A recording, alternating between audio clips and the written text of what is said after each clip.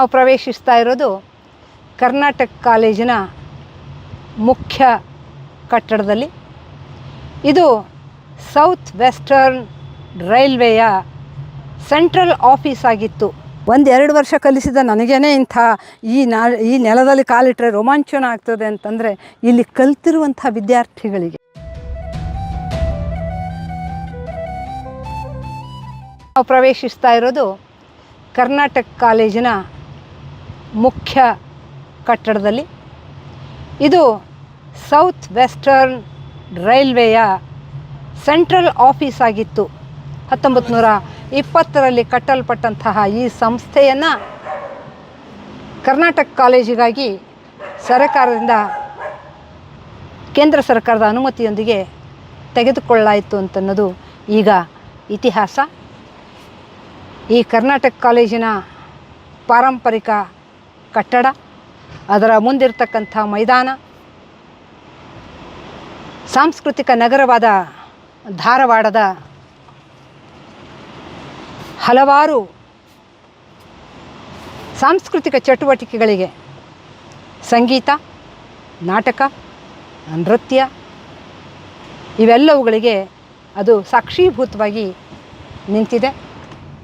ಪ್ರತಿ ವರ್ಷ ನಡೆಯುವಂತಹ ಧಾರವಾಡದ ಉತ್ಸವವಾಗಲಿ ಅಥವಾ ಇತ್ತೀಚೆಗೆ ನಡೆದಿರ್ತಕ್ಕಂತಹ ಮೆಗಾ ನಾಟಕ ಕಿತ್ತೂರು ಚೆನ್ನಮ್ಮನ ನಾಟಕವಾಗಲಿ, ನ್ಯಾಷನಲ್ ಯೂತ್ ಫೆಸ್ಟಿವಲ್ ಆಗಲಿ, ಇವೆಲ್ಲವುಗಳನ್ನು ಕೂಡ ನೋಡ್ತಾ ನಿಂತಿರ್ತಕ್ಕಂತಹ ಕಟ್ಟಡ ಕರ್ನಾಟಕ ಕಾಲೇಜು. ಅದರ ಬೃಹತ್ ಮೈದಾನ ಮತ್ತು ಸುತ್ತಮುತ್ತಲಲ್ಲಿ ಇರ್ತಕ್ಕಂತಹ ಹಚ್ಚ ಹಸಿರಿನಿಂದ ಕಂಗೊಳಿಸ್ತಕ್ಕಂತಹ ಮರಗಳು ಅಂತನ್ನೋದನ್ನು ನಾವು ನೆನೆಯಬೇಕಾಗ್ತದೆ. ಅದು ಇಲ್ಲಿ ಓದಂಥ ವಿದ್ಯಾರ್ಥಿಗಳು ಜೀವನದಲ್ಲಿ ಎಷ್ಟೆಲ್ಲ ಸಾಧನೆ ಮಾಡಿದ್ದಾರೆ ಅಂತ ಉದಾಹರಣೆಗಳು ಇದೆ. ಈ ಕರ್ನಾಟಕ ಕಾಲೇಜಿನ ಮೊಟ್ಟ ಮೊದಲ ಪ್ರಿನ್ಸಿಪಾಲ್ರು ಪರಮಶಿವಯ್ಯ ಅಂತ. ಆ ಪರಮಶಿವಯ್ಯನವರು ನಮ್ಮ ನೊಬೆಲ್ ಪ್ರಶಸ್ತಿ ಪುರಸ್ಕೃತರಾದಂತಹ ಡಾಕ್ಟರ್ ಸಿ ವಿ ರಾಮನ್ ಅವರ ನೇರ ಶಿಷ್ಯ. ಅವರು ಮೊದಲ ಪ್ರಿನ್ಸಿಪಾಲ್ರಾಗಿದ್ದರು. ತದನಂತರವೂ ಕೂಡ ಹಲವಾರು ಜನ ಪ್ರಿನ್ಸಿಪಾಲ್ರಲ್ಲಾಗಿದ್ದಾರೆ. ನಮ್ಮ ಜ್ಞಾನಪೀಠ ಪ್ರಶಸ್ತಿ ವಿಜೇತ ಕನ್ನಡದ ವಿಕ್ರು ಗೋಕಾಕ್ರು ಈ ಕಾಲೇಜಿನ ಪ್ರಿನ್ಸಿಪಾಲ್ರಾಗಿದ್ದರು. TG ಕಲಘಟಗಿಯವರು ಈ ಕಾಲೇಜಿನ ಪ್ರಿನ್ಸಿಪಾಲ್ರಾಗಿದ್ದರು. ಇಲ್ಲಿರ್ತಕ್ಕಂತಹ ಹಳೆಯ ವಿದ್ಯಾರ್ಥಿಗಳ ಹೆಸರುಗಳನ್ನು ಕೇಳಿದ್ರೇ ಮೈ ರೋಮಾಂಚನಗೊಳ್ಳುವಂತಹ ಸುಪ್ರಸಿದ್ಧರಾದಂಥ ವಿದ್ವಾಂಸರು ಮತ್ತು ವಿಜ್ಞಾನಿಗಳು ಈ ಕಾಲೇಜಿನಲ್ಲಿ ಕಲ್ತಿದ್ದಾರೆ ಅಂತ ಅನ್ನೋದು ತುಂಬ ಹೆಮ್ಮೆಯ ವಿಷಯ. ಹೌದು. ಇವರು ಟಿ.ಕೆ. ತುಕ್ಕೋಳವ್ರು ಇಲ್ಲಿ ಕಲ್ತಿದ್ದಾರೆ, ಗಜೇಂದ್ರ ಗಡ್ಕರಿ ಅವರು ಇಲ್ಲಿ ಕಲ್ತಿದ್ದಾರೆ. ನಂತರ ಮುಖ್ಯಮಂತ್ರಿ ಇದ್ರಲ್ಲ ಗೋವಾದ್ದು ಶಶಿಕಲಾ ಕಾಕೋಡ್ಕರ್ ಈ ಕಾಲೇಜಿನ ವಿದ್ಯಾರ್ಥಿನಿ ಆಕೆ. ಓಕೆ. ಗಿರೀಶ್ ಕಾರ್ನಾಡ್ರು ಈ ಕಾಲೇಜಿನವರು. C.C. ಹುಲಕೋಟಿಯವರು ಇಲ್ಲಿಯವರು. ಮೋಹನ್ ಶಾಂತನಗೌಡರು ಕೂಡ ಇದೇ ಕಾಲೇಜಿನ ವಿದ್ಯಾರ್ಥಿಗಾಗಿದ್ದರು. ಆಮೂರರು ಈ ಕಾಲೇಜಿನ ವಿದ್ಯಾರ್ಥಿ. ನಂತರ ಚನ್ನವೀರ ಕಣವಿಯವರು ಈ ಕಾಲೇಜಿನ ವಿದ್ಯಾರ್ಥಿ. ಬಹುತೇಕ ಧಾರವಾಡದ ನೆಲೆಯಲ್ಲಿ ಕಲಿತಿರ್ತಕ್ಕಂತಹ ಎಲ್ಲ ಸಾಹಿತಿಗಳು, ಕಲಾವಿದರು ಈ ಕಾಲೇಜಿನ ವಿದ್ಯಾರ್ಥಿಗಳಾಗಿದ್ದರು ಅಂತ ಅನ್ನೋದನ್ನು ಗಮನಿಸಬೇಕು. ಅದರ ಜೊತೆಗೆ ಈ ಕಾಲೇಜಿಗೆ ಹೊಂದಿಕೊಂಡಿರ್ತಕ್ಕಂತಹ ಈ ಕಾಲೇಜಿನಲ್ಲೇ ಇರುವ ಒಂದು ವಿಭಾಗ, ಮ್ಯೂಸಿಕ್ ವಿಭಾಗ, ಸಂಗೀತ ವಿಭಾಗ. ಓಕೆ. ಸುಪ್ರಸಿದ್ಧರಾದಂಥ ಸಂಗೀತ ಕಲಾವಿದರು ಕೂಡ ಅಲ್ಲಿ ಉಪನ್ಯಾಸಕರಾಗಿದ್ದರು ಅಂತ ಅನ್ನೋದನ್ನು ನಾವು ನೆನಪಿಸ್ಕೊಳ್ಬೇಕಾಗ್ತದೆ. ಗುರವರು ಅವರು ಕೂಡ ಇಲ್ಲಿ ಪಾಠ ಮಾಡಿದವರೇ.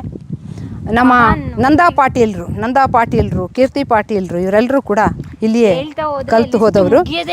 ಇದಕ್ಕಿಂತಲೂ ಇನ್ನೂ ಒಂದು ಪ್ರಮುಖವಾದಂಥ ವಿಷಯ ನಾನು ಕಲಾವಿದರ ವಿಷಯಕ್ಕೆ ಬಂದಾಗ ಹೇಳಬಹುದಾದದ್ದು ಅಂತಂದರೆ, ಇದೇ ಕಾಲೇಜಿನಲ್ಲಿ ಲೆಕ್ಚರರ್ ಆಗಿದ್ದಂತಹ ಕಟ್ಟಿಯವರ ಮಗಳು ಇವತ್ತು ಕರ್ನಾಟಕದ ಖ್ಯಾತ ಗಾಯಕಿ ಸಂಗೀತಾ ಕಟ್ಟಿ. ಅವರು ಕೂಡ ಕಲಿತದ್ದು ಇಲ್ಲಿಯೇ, ಇದೇ ನೆಲದಲ್ಲಿ ಕಲಿತದ್ದು. ಅವ್ರ ತಂದೆ ಇಲ್ಲೇ ಲೆಕ್ಚರರ್ ಆಗಿದ್ದವರು. ಇದೆಲ್ಲ ಅವಾಗಿನ ಸ್ಟ್ರಕ್ಚರ್ ಸ್ವಲ್ಪ ಏನೂ ಬದಲಾಯಿಸಿಲ್ಲ. ಅದಕ್ಕೆ ಬಣ್ಣ ಸುಣ್ಣ ಏನೇ ಹಚ್ಚೋದಿದೆ ಅದನ್ನಷ್ಟನ್ನು ಮಾತ್ರ ಮಾಡ್ತಾ ಬಂದಿದ್ದಾರೆ. ಜೊತೆಗೆ ನನಗೆ ತುಂಬ ಇಲ್ಲಿ ಕಾಲಿಟ್ಟರೆ ನೆನಪಾಗುವಂಥದ್ದು ಇವೆಲ್ಲವುಗಳಿಗಿಂತಲೂ ಹೆಚ್ಚಾಗಿ ನನ್ನ ಪೂಜ್ಯ ಗುರುಗಳಾದಂತಹ ಡಾಕ್ಟರ್ ಕಲಬುರ್ಗಿಯವರು ನಿಧನ ಹೊಂದಿದಾಗ ಸಾರ್ವಜನಿಕ ಪ್ರದರ್ಶನಕ್ಕಾಗಿ ಇಟ್ಟಿರೋದು ಇದೇ ಮಂಟಪ. ಇಲ್ಲಿನೇ ಸಾರ್ವಜನಿಕವಾಗಿ ಪ್ರದರ್ಶನ ಆಯಿತು. ಹೌದು. ಅವರ ಪಾರ್ಥಿವ ಶರೀರವನ್ನು ಪ್ರದರ್ಶನಕ್ಕಾಗಿ ಇಟ್ಟಿರ್ತಕ್ಕಂಥ ಸ್ಥಳ ಇದೇ ಮಂಟಪ. ಯಾಕೆಂದರೆ ಪ್ರಾರಂಭಿಕ ಘಟ್ಟದೊಳಗೆ 60ರ ದಶಕದಲ್ಲಿ ಅವರು ಮೊದಲಿಗೆ ಉಪನ್ಯಾಸಕರಾಗಿ ಸೇರಿದ್ದು ಇದೇ ಕಾಲೇಜಿನಲ್ಲಿ. ತದನಂತರ ಅವರು ಕರ್ನಾಟಕ ವಿಶ್ವವಿದ್ಯಾಲಯದ ಉಪನ್ಯಾಸಕರಾಗಿ ಹೋದರು ಅಂತ ಅನ್ನೋದನ್ನು ನಾವು ಗಮನಿಸ್ತೀವಿ. ಒಂದು ಕಾಲಕ್ಕೆ ನಾನಿಲ್ಲಿ ಕಲ್ತಿಲ್ಲವಾದರೂ ಕೂಡ 1-2 ವರ್ಷಗಳ ಕಾಲ ಇಲ್ಲಿ ಕನ್ನಡ ಉಪನ್ಯಾಸಕಿಯಾಗಿದ್ದೆ ಅಂತನ್ನುವಂತಹ ಹೆಮ್ಮೆ ಮತ್ತು ಅಭಿಮಾನ ನನಗೆ ಇವತ್ತಿಗೂ ಇದೆ. ಇಲ್ಲಿ ಓದಿ ಹೋದಂತಹ ವಿದ್ಯಾರ್ಥಿಗಳೆಲ್ಲ ಒಂದಲ್ಲ ಒಂದು ರಂಗದೊಳಗೆ, ಅದು ಸಾಹಿತ್ಯಿಕ ಇರಬಹುದು, ಸಾಂಸ್ಕೃತಿಕ ಇರಬಹುದು, ಅಥವಾ ರಾಜಕೀಯವೂ ಕೂಡ ಇರಬಹುದು, ಆ ಎಲ್ಲ ರಂಗಗಳಲ್ಲಿಯೂ ಕೂಡ ತಮ್ಮ ಛಾಪನ್ನು ಮೂಡಿಸಿದಂತಹ ವ್ಯಕ್ತಿಗಳು ಇಲ್ಲಿಯ ವಿದ್ಯಾರ್ಥಿಗಳು ಅಂತ ಅನ್ನೋದನ್ನು ನೆನೆಸ್ಕೊಳ್ಳೋದಕ್ಕೆ ತುಂಬ ಸಂತೋಷ ಆಗ್ತದೆ, ಹೆಮ್ಮೆ ಆಗ್ತದೆ. ನಿಮ್ಮ ಮುಖಾಂತರ ನಮಗೆ ಮತ್ತೊಂದು ಸಲ ನಮ್ಮ ಡಿಜಿಟಲ್ ಮಾಧ್ಯಮದಲ್ಲಿ ಧಾರವಾಡದ ಮತ್ತು ಶಿಕ್ಷಣ ಸಂಸ್ಥೆ ಹೇಗೆ ಹುಟ್ಟಿದ್ದು ಮತ್ತು ಯಾರೆಲ್ಲ ಸ್ಥಾಪನೆ ಮಾಡಿದ್ದು, ಆವಾಗಿನ ಸ್ಟ್ರಗಲ್ ಹೇಗಿತ್ತು, ಅವರು ಆವಾಗ ಸ್ಟ್ರಗಲ್ ಮಾಡಿಲ್ಲ ಅಂದಿದ್ರೆ ಬೇರೆ ಇನ್ನೆಲ್ಲಿಗೂ ಹೋಗ್ಬೇಕಿತ್ತು, ಇನ್ನೆಷ್ಟು ವರ್ಷಗಳ ಕಾಲ ಸ್ಟ್ರಗಲಿಂಗ್ ಮಾಡಬೇಕಿತ್ತು ವಿದ್ಯಾರ್ಥಿಗಳು ಉನ್ನತ ಶಿಕ್ಷಣ ಮಾಡಲಿಕ್ಕೆ, ಬೇರೆ ಬೇರೆ ಊರುಗಳಿಗೆ ಹೋಗಬೇಕಿತ್ತು. ಈ ಪ್ರಮಾಣದಲ್ಲಿ ಬೆಳೆಯಲಿಕ್ಕೆ ನಮ್ಮಿಂದ ಸಾಧ್ಯ ಆಗ್ತಿರಲಿಲ್ಲ. ಈ ಭಾಗದ ವಿದ್ಯಾರ್ಥಿಗಳಿಗೆ ಇಂತಹ ಒಂದು ಪದವಿ ಕಾಲೇಜು ದೊರೆತದ್ದು, ಅದು ಕಲಾ ಕಾಲೇಜ್ ಇರಬಹುದು ಅಥವಾ ವಿಜ್ಞಾನ ಕಾಲೇಜ್ ಆಗಿರಬಹುದು, ವಾಣಿಜ್ಯ ಕಾಲೇಜ್ ಆಗಿರಬಹುದು, ಇಂಥ ಒಂದು ಕಾಲೇಜುಗಳು ಇಲ್ಲಿ ಪ್ರಾರಂಭ ಮಾಡಿದಂತಹ ಆ ತ್ರಿಮೂರ್ತಿಗಳನ್ನು ನಾವು ಅವರೆಲ್ಲ ಪ್ರಾತಸ್ಮರಣೀಯರು. ಬೆಳಗಾಗಿ ಏಳುತ್ತಾ ಯಾರ್ಯಾರ ನೆನೆಯಲಿ ಅಂದರೆ ಇಂತಹ ಶಿಕ್ಷಣ ಪ್ರೇಮಿಗಳನ್ನು ನೆನೆಯೋಣ ಅಂತ ನನಗೆ ಅನಿಸ್ತದೆ. ಹೌದು ಮೇಡಮ್, ಇಲ್ಲಿ ನಾವು ಇವತ್ತು ವಿಡಿಯೋ ಎಲ್ಲ ನೋಡ್ತಾರಲ್ಲ, ನಮ್ಮ ವಿಡಿಯೋ ಬಂದಾಗ ನಾನು ಅದೇ ಶಾಲೆಯಪ್ಪ, ನಾನು ಅದೇ ಸ್ಕೂಲಪ್ಪ, ನಾನು ಓದಿದ್ದು ಧಾರವಾಡ, ನಮ್ಮ ಧಾರವಾಡ ಅಂತ ಹೇಳಿ ನಾನು ಇಲ್ಲೇ ಕೂತ್ಕೊಂಡಿದ್ದೆ. ಇದೇ ಮೇಡಮ್ ಹೇಳ್ದೆ, ನಿಮ್ಮ ವಿದ್ಯಾರ್ಥಿಗಳು ಎಷ್ಟೋ ಜನ ಈ ವಿಡಿಯೋನ ನೋಡಿ ಒಂದ್ಸಲ ಮತ್ತೆ ಹಿಂದಕ್ಕೆ ಹೋಗ್ತಾರೆ, ರಿಕಾಲ್ ಮಾಡ್ತಾರೆ. 1-2 ವರ್ಷ ಕಲಿಸಿದ ನನಗೇನೆ ಇಂಥ ಈ ನೆಲದಲ್ಲಿ ಕಾಲಿಟ್ಟರೆ ರೋಮಾಂಚನ ಆಗ್ತದೆ ಅಂತಂದರೆ ಇಲ್ಲಿ ಕಲ್ತಿರುವಂಥ ವಿದ್ಯಾರ್ಥಿಗಳಿಗೆ ಖಂಡಿತ ಇದು ಅಭಿಮಾನ, ಹೆಮ್ಮೆ ಅಷ್ಟೇ ಅಲ್ಲ, ರೋಮಾಂಚಿತರಾಗ್ತಕ್ಕಂತಹ ಕ್ಷಣಗಳಿವು ಅಂತ ನಾನು ಭಾವಿಸ್ತೀನಿ.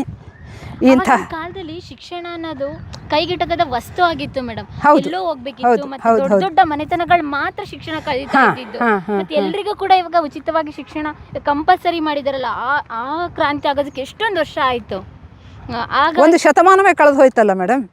ಈಗ ನೋಡಿ, 1917ರಲ್ಲಿ ಸ್ಥಾಪಿತವಾಗಿರ್ತಕ್ಕಂತಹ ಈ ಸಂಸ್ಥೆ 105 ವರ್ಷಗಳಾಯಿತು. ಈಗ ನಮಗೆ ಬಡ ಜನರಿಗೂ ಕೂಡ ಶಿಕ್ಷಣ ಸಿಗುತ್ತದೆ ಅನ್ನುವಂಥ ಒಂದು ಅವಕಾಶ ಈಗ ಆಗ್ತಾಯಿದೆ. ಆದರೆ ಈ 100 ವರ್ಷಗಳಲ್ಲಿ ನಮ್ಮ ಈ ಶಿಕ್ಷಣದ ಪ್ರೇಮಿಗಳು, ಶಿಕ್ಷಣವೇತ್ತರು, ವಿದ್ವಾಂಸರು, ಈ ಎಲ್ಲ ಜನ ನಿಸ್ವಾರ್ಥದಿಂದ ಈ ಮಕ್ಕಳಿಗೆಲ್ಲ ಅನುಕೂಲವಾಗಬೇಕು, ನಮ್ಮ ನಾಡಿನ ಮಕ್ಕಳು ದೂರ ದೂರ ಹೋಗಿ ಅಲಿಯುವಂತಾಗಬಾರ್ದು, ನಮ್ಮ ಹಾಗೆ ಕಷ್ಟಪಟ್ಟು ಉಪವಾಸ ವನವಾಸ ಬಿದ್ದು ಕಲಿಯುವಂಥ ಆಗಬಾರ್ದು, ಅವರಿಗೆ ಸರಳವಾಗಿ ಶಿಕ್ಷಣ ಸಿಗಬೇಕು, ಅವರ ಬದುಕು ಹಸನಾಗಬೇಕು ಅನ್ನುವಂಥ ಹಿನ್ನೆಲೆಯೊಳಗೆ ಅವರು ಇಂಥ ಒಂದು ಕರ್ನಾಟಕ ಕಾಲೇಜಿನಂತಹ ಪದವಿ ಕಾಲೇಜು ಇಲ್ಲಿ ಸ್ಥಾಪನೆಗೆ ಅವಕಾಶ ಮಾಡಿಕೊಟ್ಟರು, ಯೋಜನೆ ರೂಪುಗೊಳಿಸಿದ್ರು. ಅದ್ರ ಜೊತೆಗೆ ಇದು ರೈಲ್ವೆ ಆಡಳಿತ ಒಂದು ಮಂಡಳಿ ಆಗಿತ್ತು ಅಂತ ಹೇಳಿದ್ರಿ, ಸೌಜೋನ್ ಆಗಿತ್ತು. ಅದನ್ನ ಬಿಡಿಸ್ಕೋಬೇಕು ಅಂದ್ರೆ ಒಂದು ಅರಸಾಸನೆ ಸರಿ, ಸರ್ಕಾರದಿಂದಲೇ ಅದಕ್ಕೆ ಹೋರಾಟ ಮಾಡಿ ಅದನ್ನು ಬಿಡಿಸ್ಕೊಂಡು ಮನವಿಗಳನ್ನ ಕೊಟ್ಟು ಅವರಿಗೆ ಏನು ದುಂಬಾಲು ಬಿದ್ದು ಅಂತ ಹೇಳ್ತಾರಲ್ಲ ನಮ್ಮ ಕಡೆ, ಬೆಂಬಿಡದ ಒತ್ತಾಯದಿಂದ ತಾವು ಮಾಡಿಕೊಡ್ಲೇಬೇಕು ಅಂತ ಹೇಳಿ ಅವರಿಗೆ ಬೆನ್ನು ಹತ್ತಿ ಇದನ್ನು ಮಾಡಿಸ್ಕೊಂಡ್ರಲ್ಲ, ಅದು ಅವರ ದೂರದೃಷ್ಟಿ. ಇವತ್ತು ಜ್ಞಾನದ ಕ್ಷಿತಿಜವನ್ನು ಈ ನಾಡಿನ ಜನಕ್ಕೆ ವಿಸ್ತರಿಸಿದಂತಹ ಮಹನೀಯರವರೆಲ್ಲ. ಹೌದು ಮೇಡಮ್, ಈ ವಿಡಿಯೋ ಮಾಡೋದ ಮುಖಾಂತರ ನಾವು ಅವರನ್ನು ಇವತ್ತು ನೆನಪು ಮಾಡ್ಕೊಳ್ತಾ ಇದ್ದೀವಿ. ಖಂಡಿತ. ಮತ್ತು ಪ್ರತಿದಿನ ವಿದ್ಯಾರ್ಥಿಗಳು ಬಂದಾಗ ಅವರು 3 ಜನ ನೋಡಿನೇ ತರಗತಿಗಳಿಗೆ ಹೋಗಬೇಕು. ನಿಜ. ಆದರೆ ಒಂದು ನನಗೆ ತುಂಬ ಬೇಸರದ ಸಂಗತಿ ಅಂತ ಅನಿಸೋದು ಅಂತಂದರೆ, ಅಲ್ಲಿ ಮೂರ್ತಿಗಳಿವೆ, ಕೆಳಗಡೆ ಅವರ ಹೆಸರುಗಳು ಇವೆ, ಯಾರು ಅನಾವರಣ ಮಾಡಿದರು ಇತ್ಯಾದಿಗಳೆಲ್ಲ ಇವೆ. ಆದರೆ ಅವರ ಬಗ್ಗೆ ನಮ್ಮ ಪಠ್ಯಪುಸ್ತಕಗಳಲ್ಲಿ ಇಲ್ಲ ಸೇರಿಸುವಂತಾಗಬೇಕು. ಕಾಲೇಜುಗಳಲ್ಲಿ ವಾರಕ್ಕೆ ಒಬ್ಬರ ಹಾಗೆ ನಮ್ಮ ಹಿರಿಯರು ಮಹನೀಯರು ಯಾರ್ಯಾರು ಯಾವ್ಯಾವ ರೀತಿಯ ಸಾಧನೆಗಳನ್ನ ಮಾಡಿದರು, ಯಾವ್ಯಾವ ರೀತಿಯ ಸೇವೆಗಳನ್ನು ಕನ್ನಡ ನಾಡು ನುಡಿ ಗಡಿಗಳಿಗೆ ಸಂಬಂಧಿಸಿ ಮಾಡಿದ್ರು, ಅವೆಲ್ಲವುಗಳನ್ನ ಹೇಳಿಕೊಡುವಂಥ ಒಂದು ವ್ಯವಸ್ಥೆಯೂ ಆಗಬೇಕಾಗ್ತದೆ. ನಮ್ಮ ಶಿಕ್ಷಣ ವ್ಯವಸ್ಥೆಯಲ್ಲೂ ಸ್ವಲ್ಪ ಬದಲಾವಣೆ ಆಗಬೇಕು, ಖಂಡಿತ ಆಗಬೇಕು. ನಮ್ಮ ಇತಿಹಾಸ ಏನಿದೆ, ಎಂತಹ ಮಹನೀಯರುಗಳೆಲ್ಲ ಈ ಇತಿಹಾಸವನ್ನು ನಿರ್ಮಾಣ ಮಾಡಿಕೊಟ್ಟಿದ್ದಾರೆ, ನಮ್ಮ ಪರಂಪರೆ ಎಂಥದ್ದು, ಅನ್ನುವುದರ ಕಲ್ಪನೆ ನಮ್ಮ ಮಕ್ಕಳಿಗೆ ಆಗಬೇಕು. ಆ ತಿಳುವಳಿಕೆಯನ್ನು ನಾವು ನೀಡಬೇಕು, ಆ ಜಾಗೃತಿಯನ್ನು ಅವರಲ್ಲಿ ಮೂಡಿಸಬೇಕು. ಹಾಗಿದ್ದರೆ ಮಾತ್ರ ಅವರು ಇತಿಹಾಸವನ್ನು ಕಟ್ಟಬಲ್ಲರು. ಅಂಬೇಡ್ಕರ್ ಹೇಳಿದಂಥ ಮಾತು ಆಗ ಸತ್ಯವಾದೀತು ಅಂತ ನಾನು ಅಂದ್ಕೊಳ್ತೀನಿ. ಹೌದು. ಆರ್ಥಿಕ ಚಟುವಟಿಕೆಗಳಿಗೆ ಸಾಕ್ಷಿಯಾಗಿ ನಿಂತಿದೆ ಅಂತನ್ನೋದನ್ನು 105 ವರ್ಷಗಳ ಇತಿಹಾಸ ನಮಗೆ ಸಾರಿ ಹೇಳ್ತದೆ. ಅದನ್ನು ಏನನ್ನೂ ಚೇಂಜ್ ಮಾಡಿಲ್ಲ, ಅವ್ರು ಹಾಗೆ ನೋಡಿ. ಇವಾಗಲೂ ಕೂಡ central offices, yes, central offices ಯಾವುದು ಅಂತಂದರೆ ಅದು ಸೌತ್ ಸೆಂಟ್ರಲ್ ರೈಲ್ವೆ ಆಫೀಸಸ್. 1920 ಅದನ್ನು ಚೇಂಜ್ ಕೂಡ ಮಾಡಿಲ್ಲ, ಇಲ್ಲ, ಹಾಗೆ ಇಟ್ಟಿದ್ದಾರೆ. ಇದು ಪಾರಂಪರಿಕ ಕಟ್ಟಡ ಅಂತ. ಅದೊಂದು ಗಮನಿಸಬೇಕು. 1920ರಲ್ಲಿ ಕಟ್ಟಿಸಿದಂತಹ ಬಿಲ್ಡಿಂಗ್ ಇದು. 1917ರಲ್ಲೇ ಈ ಕಾಲೇಜ್ ಶುರುವಾಗ್ತದೆ. ಹೌದಾ? 1917ರಲ್ಲಿ ಸ್ಥಾಪನೆ ಆಗ್ತದೆ, ಆದರೆ ಆವಾಗ ಅದು ಡಯಟ್ ಕಾಲೇಜ್ನಲ್ಲೇ ಇರ್ತದೆ. 3 ವರ್ಷ ಆದ ನಂತರ ಈ ಬಿಲ್ಡಿಂಗ್ ಆದಮೇಲೆ ಇಲ್ಲಿ ಶಿಫ್ಟ್ ಆಗುತ್ತೆ. ಮೇಲೆ ಒಂದು ವಾಚ್ ಟವರ್ ಥರ ಇದೆಯಲ್ಲ ನೋಡಿ, ಸೆಂಟ್ರಲ್ SWR ಅಂತಿದೆ, south west railway. WRC south central or south western. May be ಇರ್ಬೋದು ಮೇಡಮ್. ಅಲ್ಲೊಂದು ಗಡಿಯಾರ ಇದೆಯಲ್ಲ, ನೀವು ಗಮನಿಸಿದ್ರಿ ಅನ್ಕೊಳ್ತೀನಿ. ಹಾಂ, ಹಿಂದೆ ಅದು ಯಾವಾಗಿಂದು ಮೇಡಮ್? ಆವಾಗಲೇ ಅದು ಆವಾಗಿಂದನೇ, ಆವಾಗಿನದ್ದೇ. ಆದರೆ ಈಗ ಅದು ವರ್ಕಿಂಗ್ ಇಲ್ಲ ಅನಿಸುತ್ತೆ. ಅದು ಈಗ ವರ್ಕಿಂಗ್ ಇಲ್ಲ ನೋಡಿ. ಆಟೋಮೆಟಿಕ್ ಸೆಟ್ ಮಾಡೋದ ಗಡಿಯಾರ ಅದು? ಇಲ್ಲ, ಅದು ಕರ್ನಾಟಕ ವಿಶ್ವವಿದ್ಯಾಲಯದಲ್ಲಿ ಆಟೋಮೆಟಿಕ್ ಸೆಟ್ ಅದು. ಅಲ್ಲಿ ವಿಶ್ವವಿದ್ಯಾಲಯದಲ್ಲಿ ಹೇಗಿದೆ? ಕರೆಕ್ಟ್ ಇದೆಯಾ ಟೈಮು? ಹೌದಲ್ಲ, 3 ಗಂಟೆ ಇದೆ. ಕರೆಕ್ಟ್ ಇದೆ.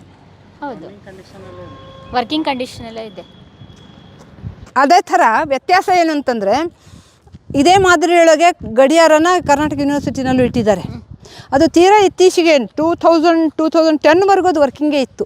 ಈಗೇನಾಗಿದೆಯೋ ಗೊತ್ತಿಲ್ಲ. ಅದು ಗಂಟೆ ಹೊಡಿತದೆ, ಪ್ರತಿ ಗಂಟೆಗೂ.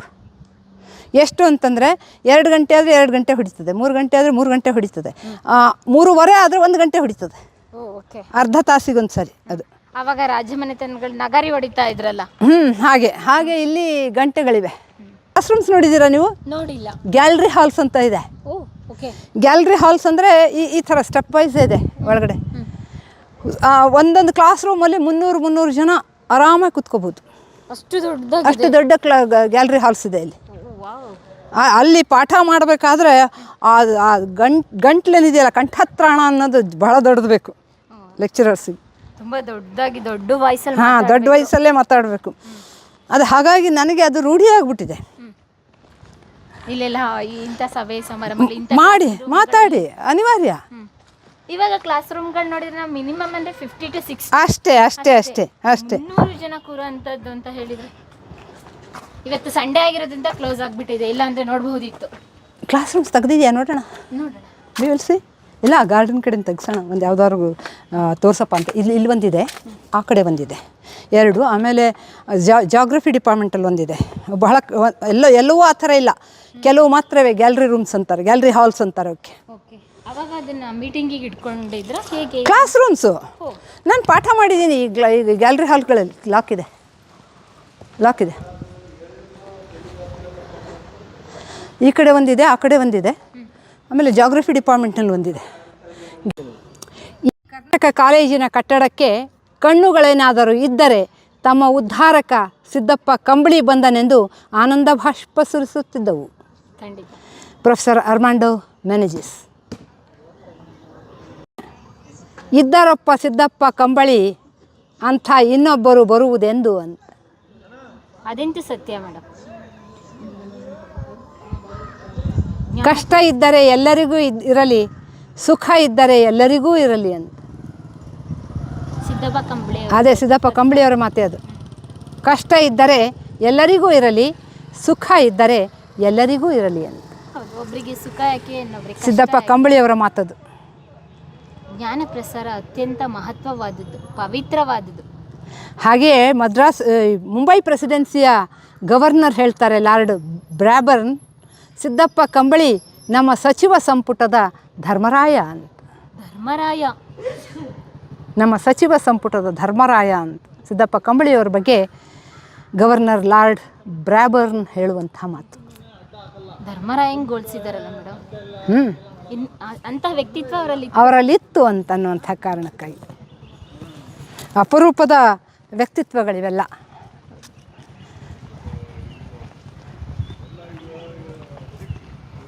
ಈ